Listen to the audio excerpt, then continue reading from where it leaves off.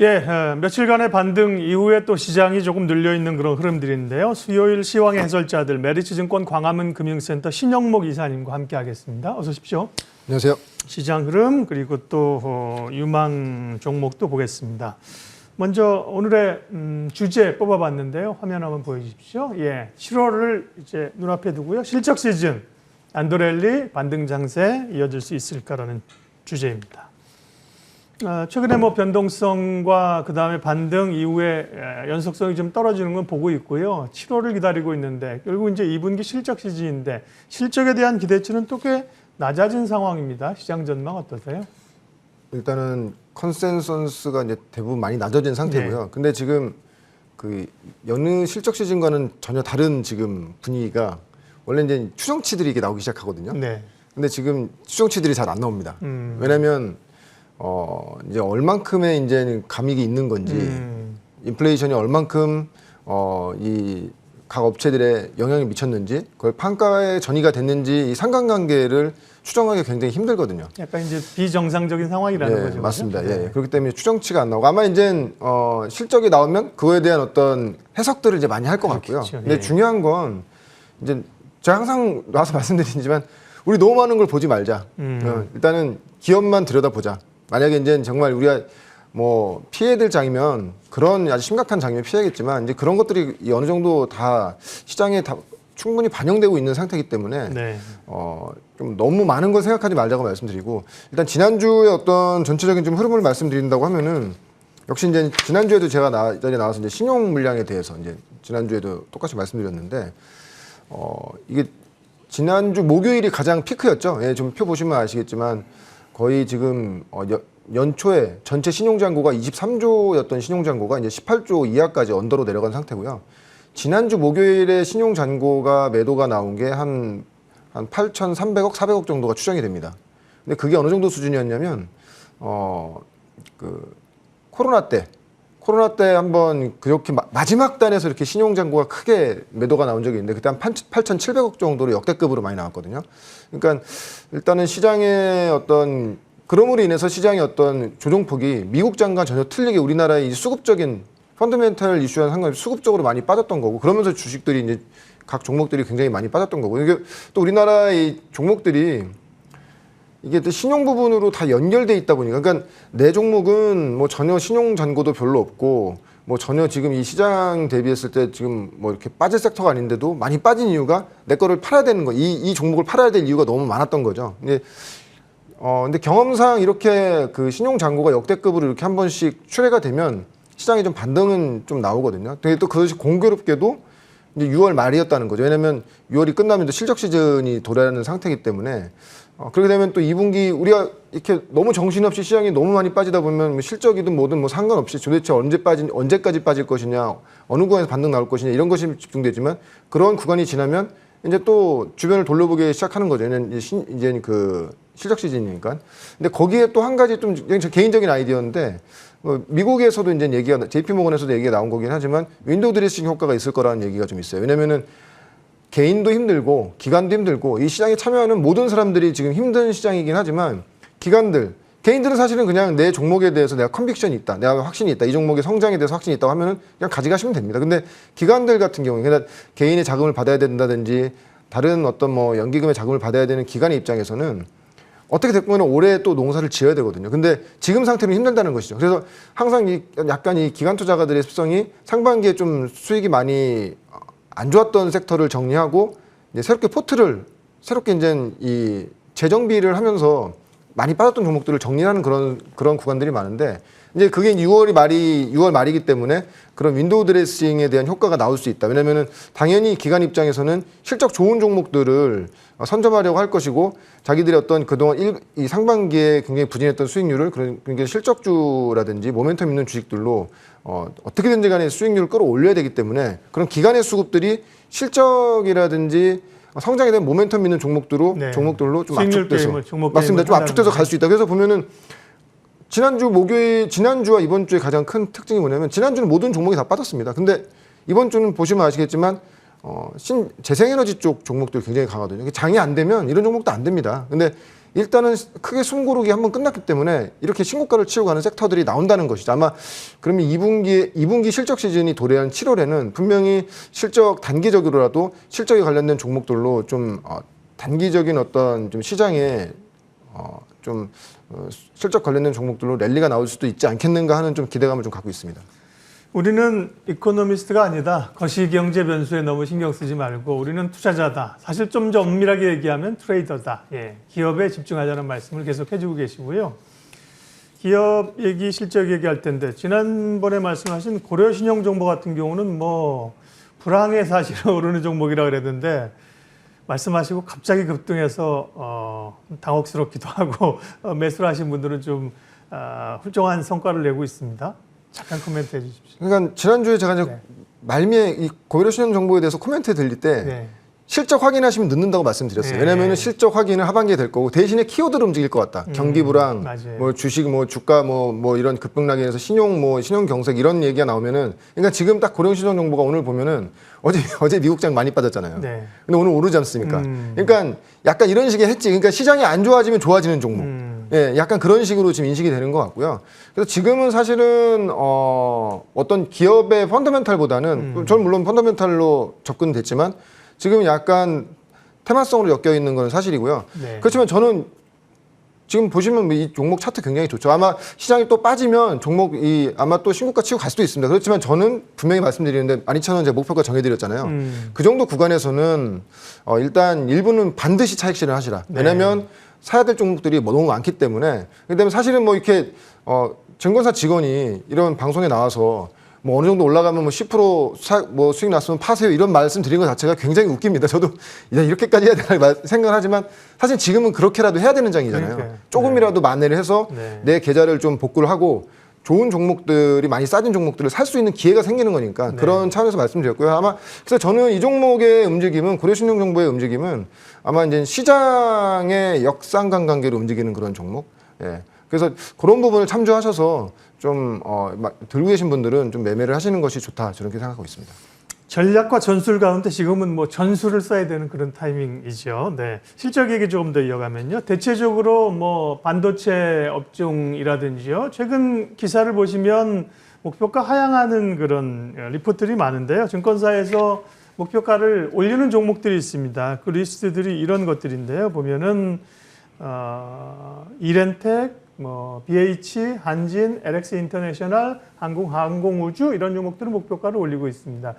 이들 종목의 좀 뭐 특징들이 좀 있을까요? 아니면 이런 것들은 어떻게 해석해야 됩니까? 네. 제가 이제 최근에 한 두 달 동안 전부터 항상 말씀드리는 네. 결론적으로는 실적이 이 불황에서도 침체 구간에서도 성장하는 종목들이 있다. 이제 이런 종목들은 이제 매매를 하자고 말씀드린 차원과 저는 유사하다고 보고 있습니다. 이렇게 이제 침체가 지금 오고 있는 이런 상황에서 오히려 이제 실적이 더 좋아지는 회사들은 분명히 시장의 흐름에서는 좀 각광받을 수가 있다. 특히 이제 이렌텍 같은 경우, 그러니까 이렌텍이라든지 BH라든지 지금 방금 전에 올려주셨던 이 네. 표를 보면 이 종목들의 특징이 뭐냐면 본업이 잘 되는 종목들이 아닙니다. 본업이 잘 되는 종목들이 아니고 새로운 성장 동력을 가지고 가는 종목이죠. 거기서 매출이 나오는 거죠. 네. 예. 그러니까 물론 본업도 잘 돼야겠지만 네. 새로운 성장 동력이 본업의 어떤 침체를 덮어버리는. 네. 사실은 본업도 잘 된다고 하면은 주가가 훨씬 좋겠죠. 그래서 BH 같은 경우나 이렌텍이나 BH 같은 경우 이 두 종목의 특징이 뭐냐면은 그 상반기 뭐 3, 4월 달에 굉장히 좋았어요. 연초 1, 2월 달 조정받고 거의 연초 1, 2월 조정 구간 대비했을 때 뭐 40%, 50% 이상 급등했던 워낙 실적이 좋으니까. 근데 그렇기 때문에 이런 종목들을 계속 우리가 확인하면서 그러니까 물론 시장이 지난주 같이 너무 안 좋은 상황이면 아무리 좋은 종목이라도 뭐 버틸 수가 없습니다. 태풍이 불어오는데 우리가 우산 들고 있다고 비를 피할 수는 없잖아요. 그렇지만 이런 것들을 종목 풀을 계속 늘려 가시다가 조정이 나왔을 때 이제 충분한 조정이 나왔을 때 조금씩 저가 매수를 해야 된다. 저는 이렇게 말씀을 드리겠고. 그래서 아마 근데 이제 중요한 거는 이 종목들은 지금 예상치의 어떤 실적을 가지고 굉장히 목표가를 상향된 것이긴 한데요. 호불호가 될 수 있습니다. 뭐냐면은 만약에 예상치만큼의 실적이 나와준다고 하면은 성장을 확실히 믿어줄 수가 있죠. 이 장에 얘네들이 입증을 했구나. 그러면 시장의 어떤 매수세가 좀 더 몰릴 수가 있겠죠. 왜냐면은 3분기, 4분기 올해 연간 실적에 대한 추정에 대한 시장의 신뢰도가 높아지기 때문에 그만큼 이제 사야 될 종목이 없는 와중에서 사야 되는 그런 이유가 생기는 것이고 근데 2분기 실적을 추정한 추정치에서 만약에 좀 생각보다 많은 미스가 났다. 성장을 해야 될 부분에서 성장을 못했다. 이렇게 되면은 사실 주가가 좀 좀 더 조정을 크게 받을 수 있는 확률도 좀 높습니다. 그런 부분을 좀 염두에 두시고 좀 접근하시는 게 좋을 것 같다고 생각합니다. 예. 시장 전반적인 흐름들과 함께 그 가운데서 또 차별화돼서 가는 종목들의 특징들을 좀 봤고요. 신영목 이사님과 함께할 히든밸류 종목에 관한 이야기 공부하겠습니다. 오늘 말씀해 주실 기업은 어딘가요? 네, 이렌텍입니다. 아까 잠깐 언급이 됐었거든요. 예. 네. 일단 이렌텍과 이엠텍을 헷갈리시는 분이 있는데 제가 헷갈린다 네, 그랬습니다. 맞습니다. 이렌텍이고요. 네. 이제 이엠텍은 최근에 KTNG와 이제 소송건 때문에 주가가 좀 조정을 많이 받았었고 이렌텍은 반대로 KTNG에서 전자담배의 어떤 매출 비중을 점진적으로 크게 늘려가고 있는 그런 회사고요. 본업 자체, 그러니까 원래 본업은 다들 아시겠지만 스마트폰 케이스, 사출 부분이 주요 본업이었습니다. 그래서 매출은 굉장히 높은데 영업이익률이 항상 별로 안 나왔죠. 한 4%대, 5%대. 잘 나오면 이제 뭐 한 5%대 정도 나오고 5% 이하에 나왔는데 지금 이렌텍 같은 경우에는 전자담배에서 KTNG를 통해 나가는 전자담배가 21년도 기준으로 했을 때 KTNG에서 차지한 전자담배 비율이 한 5% 이내였는데 이제 22년 올해는 한 10%대까지 제가 잘못 말했군요. 영업이익률 기준으로 했을 때 21년도에는 한 4%대였던 작년이었죠. 영업이익률이 올해는 한 9% 정도 그리고 내년에는 한 10% 정도까지도 이제 나오는 그런 흐름. 왜냐하면 KTNG에 제공하고 있는 전자담배의 어떤 그 마진율이 높기 때문에 거기 그 전자담배 주로 배터리 팩인 거죠, 배터리 팩. 네, 맞습니다. 그거 외에 또 하나는 원래 배터리도 잘 만드는 회사인데 국내 이제 L사와 그 ESS 부분의 가정용 배터리, 특히 이제 가정용 배터리 우리 뭐 시청자 보시기엔 좀 약간 생소하실 수 있어요. 근데 미국에서는 이 친환경 에너지 관련된 드라이브가 세게 걸리면서 그러니까 원래는 ESS가 친환경 에너지 항상 그 만드는 발전소 옆에 이제 크게 단지로 있었는데 그렇죠. 가정용 ESS 시장이 본격적으로 시작이 됩니다.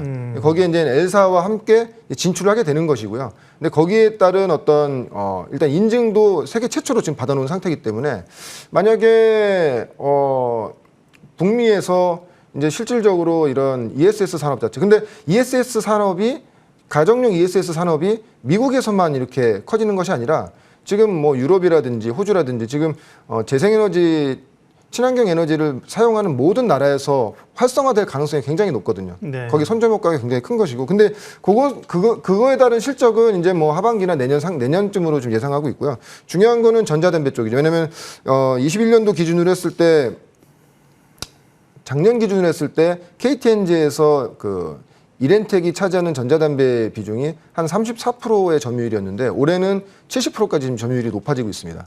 그리고 KTNG에서 전자담배의 어떤 그 수출국 개수를 지금 지속적으로 좀 늘리고 있거든요. 그래서 올해는 31개국 정도까지 원래는 한 25개국 정도에서였는데 31개국까지 아마 이제 전쟁이 뭐 만약에 끝나고 좀 이런 국가 간의 긴장 상태가 좀 더 완화된다고 하면은 수출국 수를 더 늘리겠죠.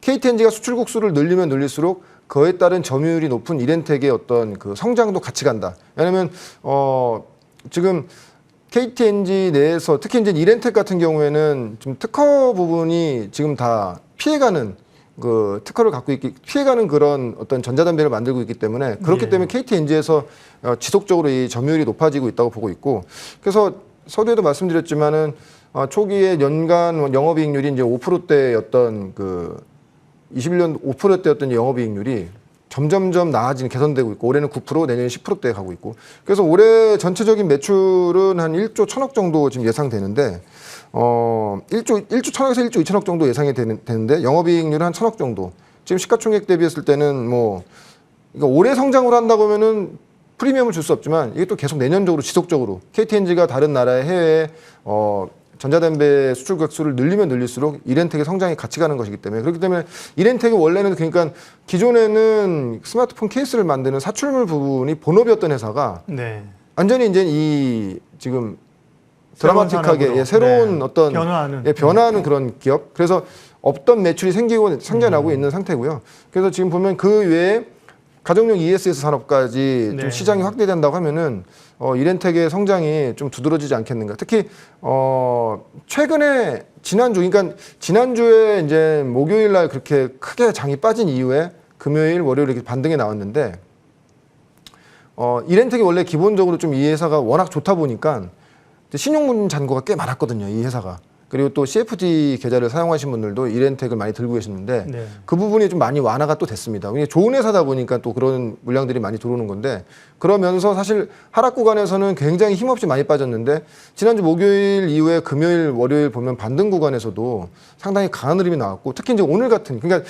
제가 장이 좋을 때 종목들이 좋은 건 당연한 겁니다. 예. 근데 장이 안 좋고 어려울 때 버티는 종목, 올라오는 종목들은 뭔가가 있다는 것이죠. 근데 오늘 장에서도 이렌텍이 지금 플러스권을 이렇게 유지하고 있다는 것은 여전히 좀 실적에 대한 기대감이 높은 그런 구간이 아니겠는가 좀 그렇게 추측을 하고 있고 그래서 지금 이렌텍 같은 경우에는 목표가는 24,000원, 손절가는 17,000원 정도로 잡아드리겠습니다. 왜냐하면 24,000원 그 전고점 부근이거든요.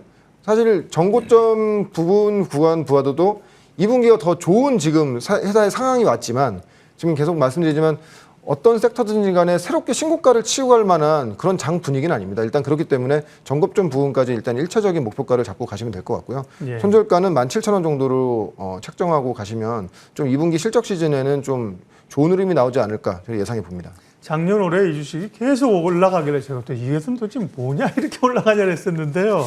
바로 이제 이렌텍. 네.